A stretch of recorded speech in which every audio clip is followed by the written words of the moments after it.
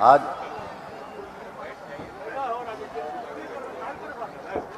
चुनावी सभा की अध्यक्षता कर रहे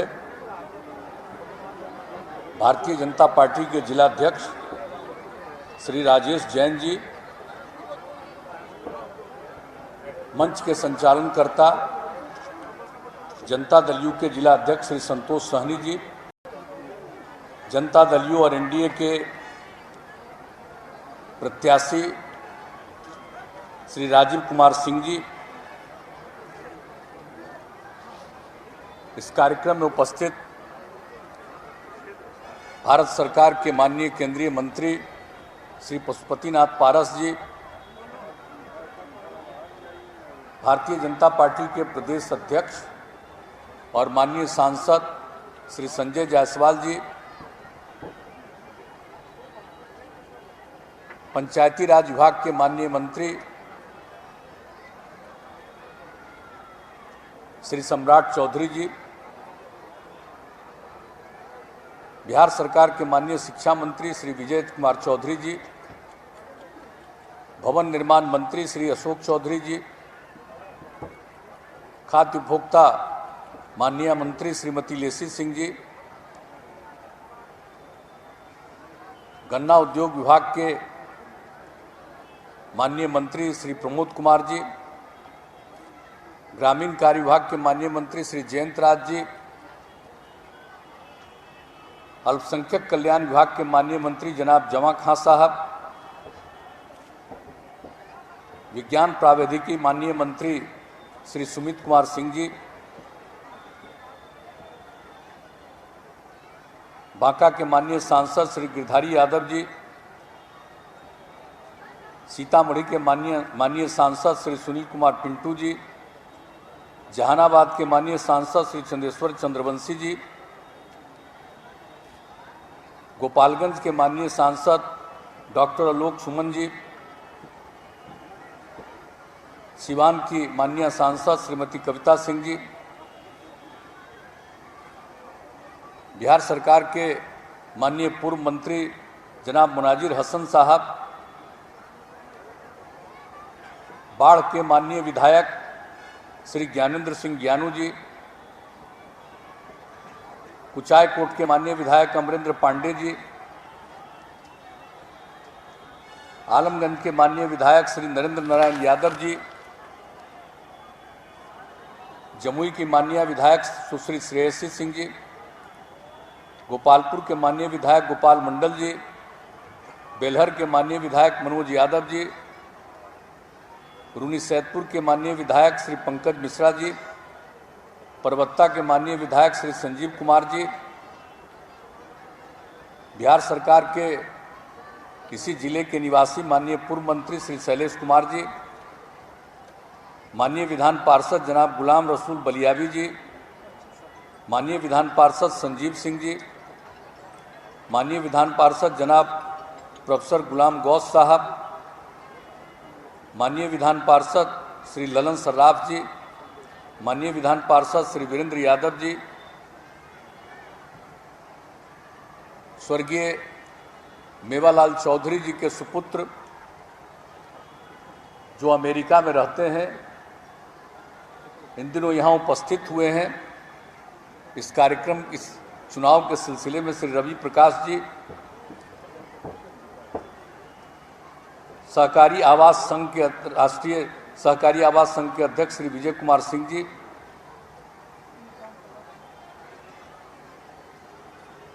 श्रद्धेय शकुनी चौधरी जी के सुपुत्र श्री रोहित चौधरी जी, प्रणय कुमार चौधरी जी, श्री जयराम जी, लोक प्रकाश सिंह जी, जनाब मोहम्मद रिसादुल्ला साहब, दीपक भुवनिया जी, कल्लू जी, श्रीमती ज्योति वैद्य जी, जयराम जी,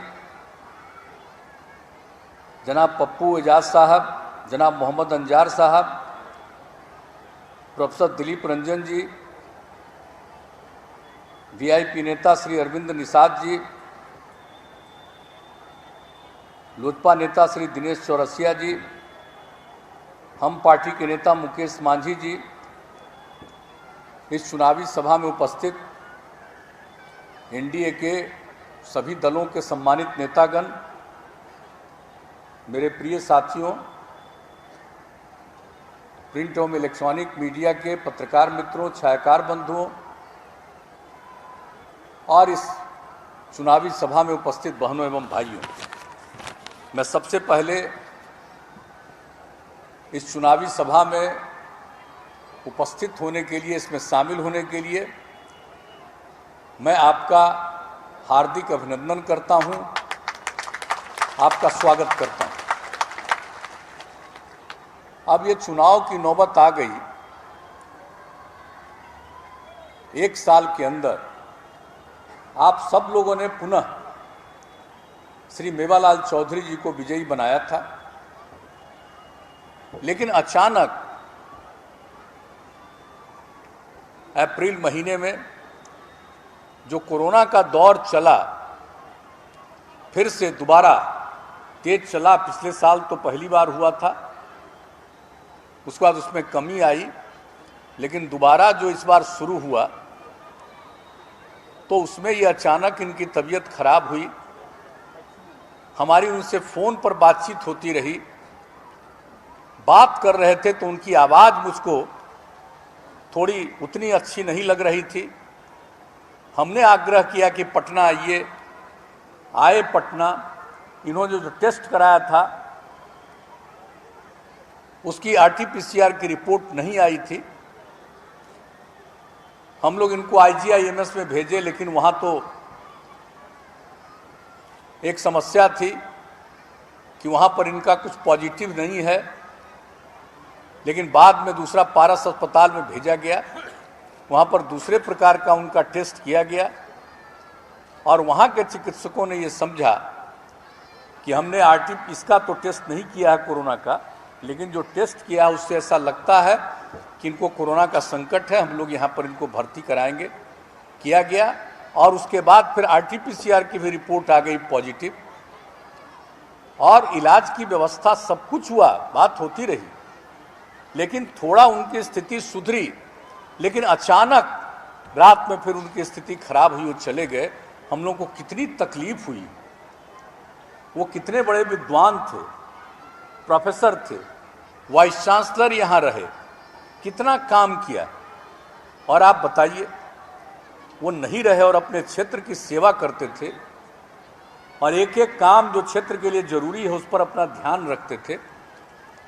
अब जिस तरह से अचानक ये स्थिति हुई, हम सब लोगों को बहुत पीड़ा हुई। और जब वो वाइस चांसलर थे, उनकी पत्नी भी यहाँ से बनी थी एमएलए, लेकिन उनका भी निधन हो गया था। अब उसके बाद, इनके निधन के बाद मुझको तो बहुत तकलीफ हुई। और उनके दोनों लड़के तो विदेश में ही रहते हैं। अब जो भी बातचीत हुई, सब कुछ हुआ यहाँ पर। अब अभी तो ठीक से बताया ही गया है कि कोरोना का जो दौर चला है उसके चलते जो भी चुनाव जो होता है, बाई इलेक्शन होता है, उसमें समय लगा है। अब ये चुनाव होने जा रहा है और इस चुनाव में जो उम्मीदवार का चयन हुआ, अब आप सबको मालूम है कि राजीव कुमार सिंह जी को उम्मीदवार बनाया गया है। जनता दल को उम्मीदवार है, एनडीए के उम्मीदवार है। और आप जानते हैं कि एनडीए के सभी घटक दलों के सभी वरिष्ठ नेता बैठ करके और एक साथ इन लोगों ने ऐलान किया उम्मीदवार का। एक साथ एनडीए ने ऐलान किया कि ये हम लोगों के उम्मीदवार हैं यहाँ के, और सबकी सहमति से ये उम्मीदवार बने। अब तो आपके बीच में हम आए हैं आप सबको यही अनुरोध करने के लिए कि आप सब एकजुट होकर के मतदान करिए। और आप तो जानते हैं, हमारे सभी साथियों ने पूरी चर्चा कर दी और यहाँ पर सम्राट चौधरी ने भी पूरी बात बताई। कौन सी ऐसी बात है जिसके बारे में, जो इस इलाके के हैं, यहीं के रहने वाले हैं, सब कुछ हैं। इनके पिताजी भी कितने बड़े नेता, सब लोगों ने समर्थन किया। इनका भाई भी सक्रिय। तो हर प्रकार से सब लोगों ने ये तय किया है। और एक बात आप लोगों को ध्यान रखना चाहिए कि दूसरी तरफ से जो लोग भी कुछ कहना चाहें और चुनाव लड़ना चाह रहे हैं, तो ये जरूर जानना चाहिए कि आखिर क्या भूमिका, क्या किया है इन्होंने। एनडीए को तो और हम लोगों को तो मौका मिला है 2005 के नवंबर महीने से, 24 नवंबर से, और तब से हम लोग जो काम कर रहे हैं, सेवा कर रहे हैं। जरा और लोग जो आजकल पुरानी बात को भुलवा करके जो तरह तरह की बात करते हैं, आजकल तो वो सोशल मीडिया ना आ गया है जी, पुराना बात तो भूल गए। पहले तो हम जब एक लाइन बोलते थे और घर घर तक वो खबर पहुंच जाती थी, लेकिन अब कुछ साल से जो सोशल मीडिया का दौर आया है, तो अब धीरे धीरे पुरानी बातों को भुला करके तरह तरह की बात आजकल कही जाती है। तो जरा पूछना तो चाहिए कि जो लोग भी हैं उनसे जरा पूछिए कि क्या किए थे। 15 साल मौका मिला था पति पत्नी राज में, क्या किया था बिहार के लिए, क्या स्थिति थी बिहार की। और आज जब हम लोगों को मौका मिला है तो बिहार को हम लोगों ने कितना आगे बढ़ाया है, सबके कल्याण के लिए काम किया है। और लोगों को सिर्फ अपने परिवार की चिंता है, निजी परिवार की चिंता है, और हम लोगों के लिए पूरा बिहार एक परिवार है और हम सब की सेवा करते हैं। आप जरा बता दीजिए कि हम लोगों के इतने साल के कार्यकाल में समाज के किसी भी तबके के साथ किसी भी प्रकार की उपेक्षा की गई है? जनता मालिक है, वोट देना तो उनको अधिकार है, आपको अधिकार है, लेकिन जब आप हमको काम करने का मौका देते हैं तो हम सब लोगों का काम है आपकी सेवा करना। आपकी सेवा करना ही अपना धर्म मान करके हम लोग काम करते हैं। तो हम लोग तो इतने दिन से काम कर रहे हैं, जरा सब चीज जान लीजिए। आज जब हम महिलाओं को देखते हैं मुझको बड़ी खुशी होती है। पहले क्या हाल किए हुए थे, महिलाओं के उत्थान के लिए क्या काम था, लेकिन जब हम लोगों को काम करने का मौका मिला तो हमने महिलाओं के लिए, अनुसूचित जाति, अनुसूचित जनजाति, अति पिछड़े वर्ग, अल्पसंख्यक समुदाय और समाज के हर तबके के उत्थान के लिए काम किया। जब 5 में हम लोग आए, उसके तुरंत बाद पंचायत का चुनाव और उसके 1 साल के बाद नगर निकाय का चुनाव, तो जो हम लोगों ने नियम बनाया, केंद्र का जब कानून बना था तो उसमें तो रिजर्वेशन का प्रावधान किया गया था कि न्यूनतम इतना होना चाहिए, लेकिन जब 2000 में चुनाव हुआ तो किसी को रिजर्वेशन मिला था, अनुसूचित जाति जनजाति किसी को रिजर्वेशन मिला था, महिलाओं को कोई स्थान मिला था।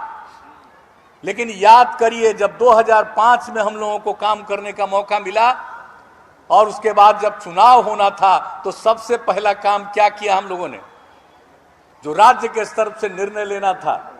केंद्र का कानून है न्यूनतम के लिए 1/3 महिला के लिए। बिहार पहला राज्य है जिसमें हम लोगों ने तय किया कि पंचायती राज चुनाव में महिलाओं को 50% का आरक्षण, ये बिहार पहला राज्य बना। और उसके बाद उसी तरह से नगर निकायों में भी अगले साल किया गया। अब पहले कितनी महिला बनती थी पंचायती चुनाव में किसी भी पद पर, अब देखिए कितनी बड़ी संख्या में। अब तो चौथा चुनाव हो रहा है, चौथा चुनाव का दौर है। जरा 3 चुनाव का याद कर लीजिए, कितनी बड़ी संख्या में महिलाएं आगे बढ़ी। तो क्या कर रहे थे भाई। और यहां पर अनुसूचित जाति जनजाति, अति पिछड़े वर्ग, अल्पसंख्यक समुदाय, सबके लिए जो काम किया गया, ये लोग कौन काम करते थे, किसका उत्थान किए। और महिलाओं की बात तो मैं और कहना चाहता हूं कि क्या हाल है। आज आप बात करते हैं, कितने लोग स्कूल में पढ़ते थे, स्कूल से कितने लोग बाहर रहते थे, लड़कियां कितना कम पढ़ती थी। गरीबी के कारण 5वें क्लास के बाद जो उनको जाने के लिए ठीक ठाक घर में कपड़ा नहीं था, नहीं भेजते थे अपनी बेटियों को, बच्चों को भी कभी कई जगह। और जब हम लोगों को काम मिला तो हम लोगों ने किस तरह से इसका प्रावधान किया, प्रबंध किया, पोशाक के लिए प्रबंध किया, हर तरह से इसका इंतजाम करवाया और कितनी बड़ी संख्या में वृद्धि हुई। और फिर 9वें क्लास में जाने के लिए, हाई स्कूल में जाने के लिए जो साइकिल योजना हमने लड़कियों के लिए चलाया, तो जब साइकिल योजना की शुरुआत की, कितनी खुशी हुई लड़कियों को कि साइकिल चलाकर हाई स्कूल जाने लगी और कितनी बड़ी संख्या में जाने लगी। कुछ लोग तो मेरी आलोचना कर रहे थे उस समय कि भाई लड़की कोई साइकिल चलवा रहे हैं, रास्ता में उसको कोई तंग करेगा। हमने कहा हर घर की लड़की को साइकिल दिया जा रहा है, कोई किसी को तंग नहीं करेगा, बहुत खुशी होगी। हम इसलिए इस बात को कह रहे हैं, पुनः इस बात को हम कह रहे हैं, पहले भी कह चुके हैं, इसलिए कह रहे हैं कि ये सब बात सोशल मीडिया पर नहीं रहता है, कहीं पुरानी जो बातें थी वो नहीं रहती हैं। जरा पूछिए कि कैसे कितना काम किया गया और कैसी स्थिति हो गई। अब अभी 1 साल पहले जो चुनाव ये था, परीक्षा था मैट्रिक का, तब देखिए लड़कियों की संख्या कितनी बढ़ती गई, लड़का से भी ज्यादा लड़की थी परीक्षा में। अब आप सोच सकते हैं कि क्या स्थिति, कितना बड़ा परिवर्तन हुआ। तो एक एक चीज के लिए इतना आगे सब तरह से हम लोग काम कर रहे हैं। अब बाद में जब लड़कों ने कहना शुरू किया 10 के बाद हमको, तो हमने लड़कों के लिए भी साइकिल योजना की शुरुआत करा दी, लड़का लड़की सबके लिए। अब कितना आराम से लोग जाते हैं, सब तरह की सुविधा दी गई, स्कॉलरशिप, कौन सा काम नहीं किया गया, लोगों को आगे पढ़ाने के लिए व्यवस्था। और एक काम करवाया हमने, और वो सर्वेक्षण हुआ, तब ये पता चला कि साहब ये जो हम लोगों के यहाँ का प्रजनन दर कितना ज्यादा था।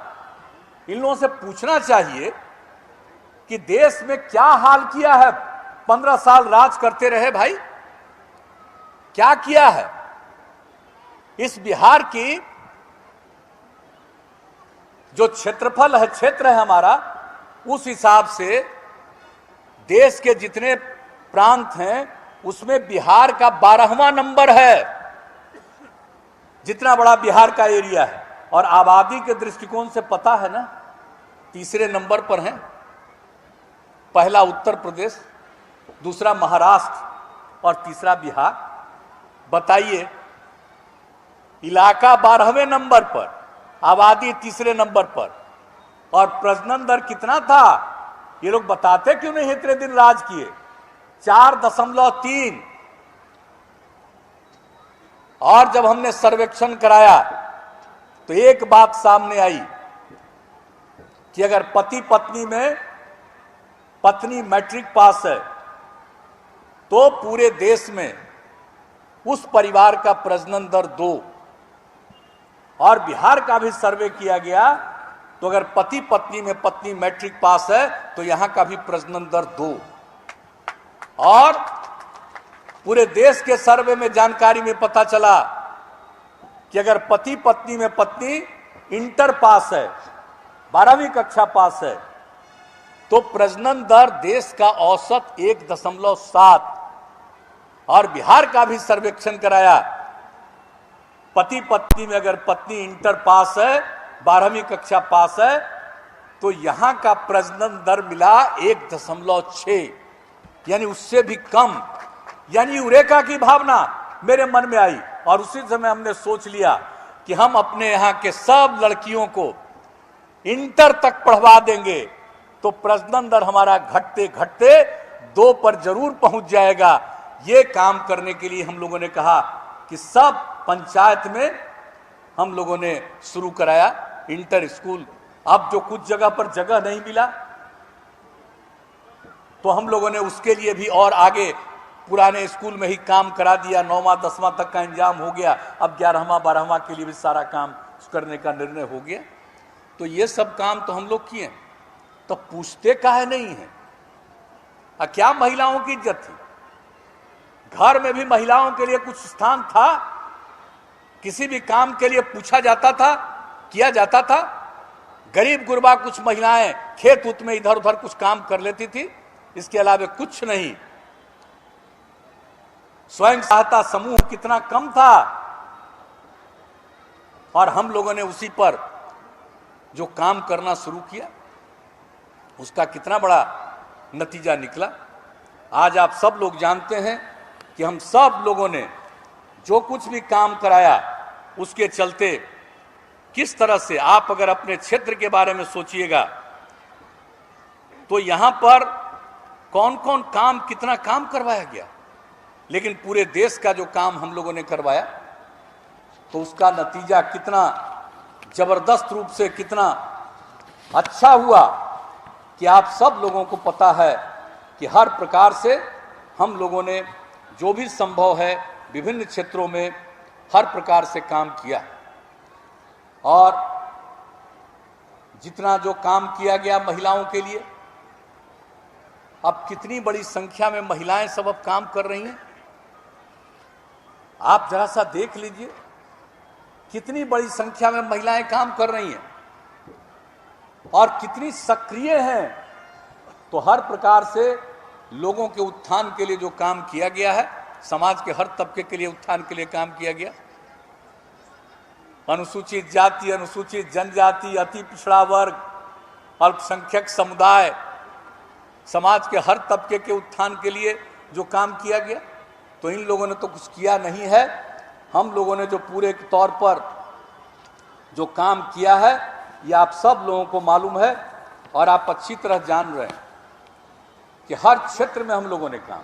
हमारे साथियों ने कोरोना के बारे में कुछ बातें कह दी है, लेकिन आप देख रहे हैं ये तो दुनिया भर में कोरोना का संकट आया, अपने देश में भी संकट आया, बिहार में भी संकट आया है और हर जगह जो काम किया गया है, तो किस तरह से हम लोगों ने पिछले साल से ही इतनी सक्रियता निभाई है कि कोरोना का असर कमता गया है। पिछली बार हुआ वो घटा, फिर इस साल हुआ है, अब कितना घट गया है।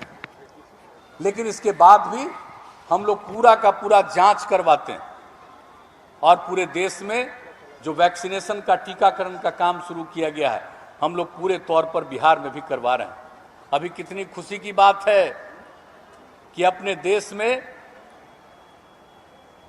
100 करोड़ का टीकाकरण हुआ और इसकी घोषणा की गई, आदरणीय प्रधानमंत्री जी ने भी किया। अब तो उससे भी बढ़ गया और बिहार में भी आप समझ लीजिए टीकाकरण का काम हम लोग जो शुरू करवाए हैं, जब से ये शुरू हुआ इस साल से, अब यहाँ 6.5 करोड़ से भी ज़्यादा, और हम लोग हर प्रकार से लगे हुए हैं, सबका टीकाकरण हो, सब कुछ हो। तो एक एक काम में तो हम लोग लगे हुए। किसी भी चीज में आपदा के बारे में जो स्थिति आती है, जरा आजकल वोट मांगने आता है, जरा उनसे पूछिए तो कि राज कर रहे थे, अब बाढ़ से या सुखाड़ से प्रभावित होता था, उसको कोई मदद देते थे, कोई मदद मिलती थी? आपदा की स्थिति में जो काम करना शुरू किया, केंद्र का तो कानून भी बना और यहां पर जो काम हम लोगों ने किया, किस तरह से लोगों के सहायता की हम लोगों ने कोशिश प्रारंभ की और किस तरह से इस बार भी हर साल हम लोग करते हैं। आपदा के लिए हमारे साथी बोल रहे थे मंत्री जी विजय बाबू कि भाई सरकार के खजाने पर पहला अधिकार आपदा पीड़ितों का है। ये हम लोग प्रारंभ से इस बात को कह रहे हैं और सबके लिए मदद करते हैं।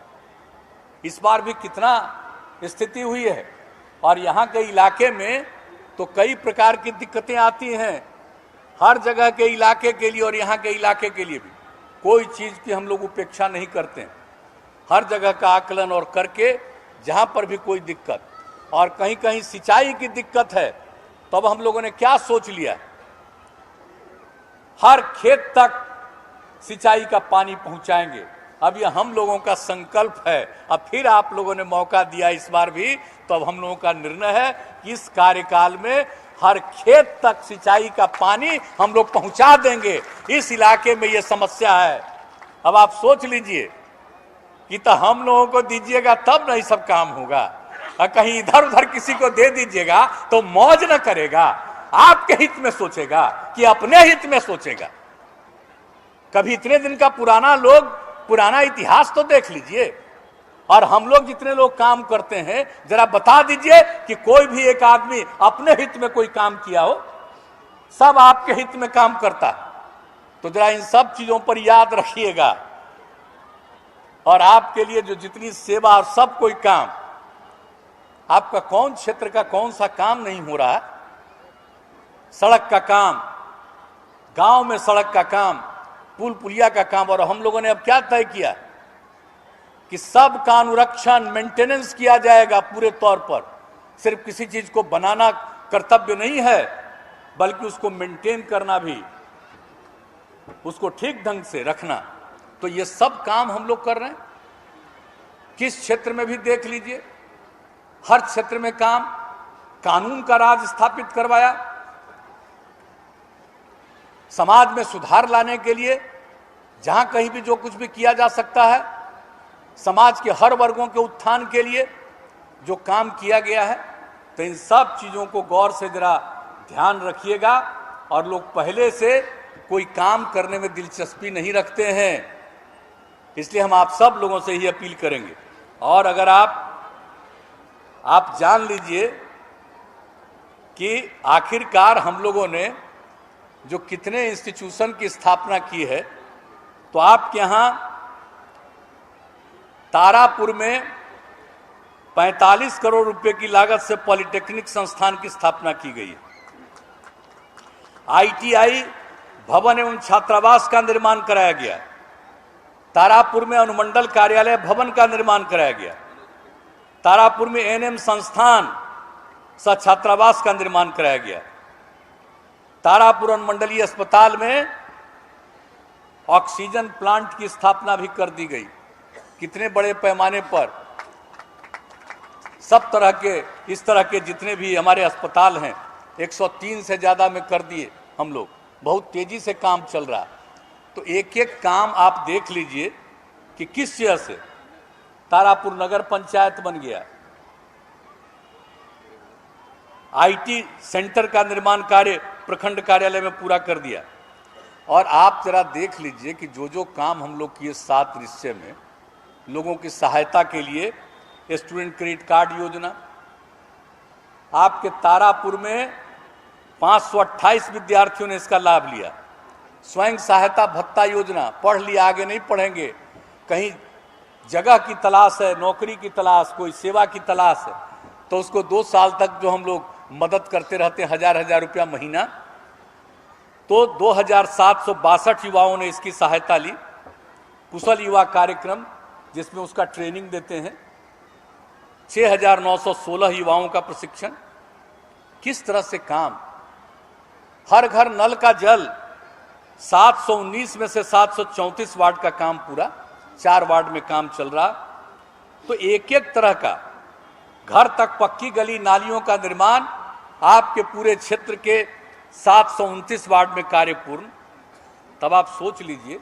और यहाँ से आपके इस जिले से भी मेरा बहुत, सब जगह से मेरा संबंध है, यहाँ का कोई खास संबंध है।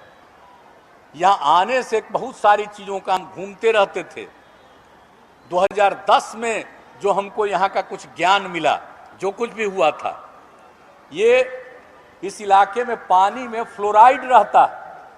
हम जो 10 में घूम रहे थे, तो विश्वास यात्रा में चुनाव के पहले, और उस विश्वास यात्रा में जब हम यहाँ पर आए, तो यहाँ पर जो कुछ भी देखा हमने, खैरा में किस तरह की स्थिति थी, बच्चों को पानी पीते हुए देखा कि कुछ इंतजाम किया हुआ कैसा बेकार चल रहा। और मेरे पास कम से कम 30-40 लोग, क्या बुरा हाल था, फ्लोराइड के चलते, जो पानी पीने के चलते उनकी स्थिति खराब होती थी। वो जो दृश्य देखा, इससे कितना बड़ा हमको मन में बात आई कि नहीं साहब, हम यहाँ पर इंतजाम करेंगे। और ये इंतजाम अब पूरे बिहार में किया गया। यहाँ का तो इंतजाम किया गया, 17 में वो काम पूरा हुआ, और उसके लिए भी हम आए थे यहाँ पर।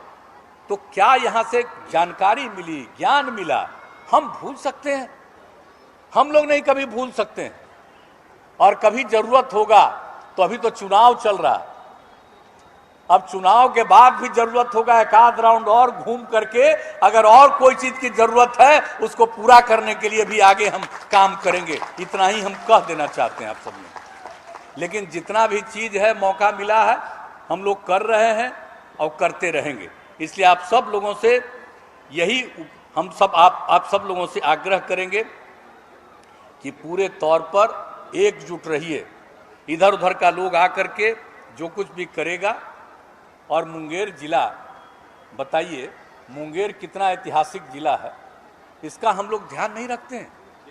हर दृष्टिकोण से इसका ध्यान, तो एक एक तरह का काम, यहाँ के लिए भी जो काम संभव है वो सब काम हम लोग कर रहे हैं। और जो हमने आपको सिंचाई के बारे में बता दिया है उसके लिए भी सारा सब कुछ कर रहे हैं। इसलिए हम आप सब लोगों को इतना ही आश्वस्त करेंगे कि आप जो काम हो रहा उस पर ध्यान रखिए। काम की और जरूरत है, उसको भी हम लोग ध्यान दे करके पूरा करने की कोशिश करेंगे। और बिहार को हम लोग आगे बढ़ाना चाहते हैं, और देश की तरक्की में भी बहुत बड़ा सब कुछ होने वाला है। और इतना तो बात साफ है, हमारे साथी आए, आप बिहार का तो काम कर ही रहे हैं, आज देश से भी जो काम हो रहा, कितने तरह से काम हो रहा है आप सब लोगों को मालूम है। हर प्रकार से पूरे तौर पर जितना भी संभव है केंद्र सरकार के द्वारा भी किया जाता है। किसानों को कितनी बड़ा मदद हो रही है, जरा बताइए। हर साल 6,000 रुपया उनको मदद करना। तो कौन कौन काम केंद्र सरकार के द्वारा भी किया जा रहा है। अभी जिसकी हमने चर्चा की, कितना ज्यादा वैक्सीनेशन हो रहा है, टीकाकरण हो रहा हुआ है कहीं इतना, जरा गौर करना चाहिए। कुछ लोग बोलते रहते हैं, बयान देते रहते हैं, जरा गौर से देखिए कि जितना ज्यादा बिहार में केंद्र सरकार ने और आदरणीय प्रधानमंत्री ने काम किया, आप जरा बताइए दुनिया के किस देश में इतना ज्यादा काम किया गया है लोगों को बचाने के लिए कोरोना से और टीकाकरण से। तो इन सब चीजों को देखिए, हम लोग मिल करके काम कर रहे हैं। बिहार को आगे बढ़ाना है, देश को बहुत आगे बढ़ाना है, और सबको मिलजुल करके समाज के किसी तबके की उपेक्षा नहीं करनी है। समाज में प्रेम और भाईचारे का भाव पैदा हो।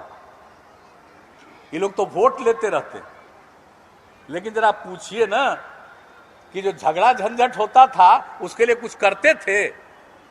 हम तो कुछ नहीं कहेंगे, वोट देना तो आपका अधिकार है, हम तो वोट मांगने आए हैं, देना न देना आपका अधिकार है।